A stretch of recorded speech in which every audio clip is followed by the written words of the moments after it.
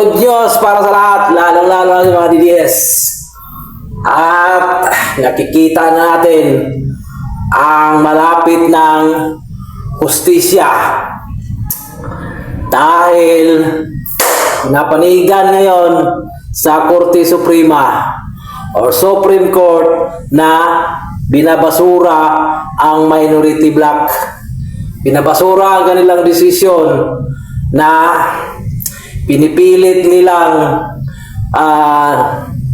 ginagawang pro tempore o nag-elect sila ng 12 senator upang makuha nila ang posisyon bilang isang Senate President. At ang sabi ng Supreme Court junks Senate hearing on during late session of Gatchalian. So ayan, makikita nyo dyan sa statement sa decision ng Korte Suprema na binabasura ang ginagawa nilang illegal na pagtalaga ng isang pro tempore Senate President. So malinaw na sinasabi sa Supreme Court na petition o hindi pagpayag o hindi pinapayagan na gagawing kabaluktutan ang konstitusyon sa batas ng Pilipinas. Malinaw na sinasabi na hindi dapat labagin o lumabag sa patakaran o rules sa konstitusyon sa Senado. So ayan, kasi nangyayari yung quorum na ginagawa nila nung nakaraang plenary na hindi sumipot ang majority, yun ay illegal. Nag-elect sila dahil mayroong isang sumampa, mayroong isa na si Chase Escudero, si Senator Chase Escudero ay lumipat sa kanila. Kaya pinipilit nila na mag-elect. Pero ang quorum na yan ay illegal.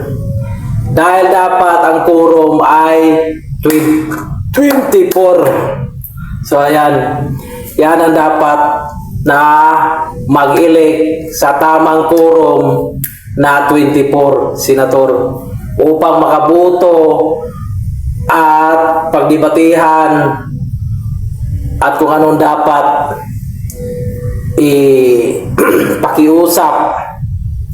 pag-usapan o idipinsa ang mandato sa bawat isang senador. Pero ang ginagawa nila, sila lang na minority ang nag-quorum. So bawal po yan sa konstitusyon, sa batas o sa rules ng Senate. So yan, basa. Makikita natin dyan, yan ang tamang rules o patakaran. Yan. Kailangan ng 13 votes at buong mayorya, 24 na senador, kailangan nasa quorum. Hindi yung kalahati lang na magkukurum sila. Alam niyo kung anong ibig sabihin ng quorum? Yung pagsama-sama, pag-iipon, pagsama-sama sa lahat. Yan, dapat buo. Dahil nahati sa 12 ang 24 na senador.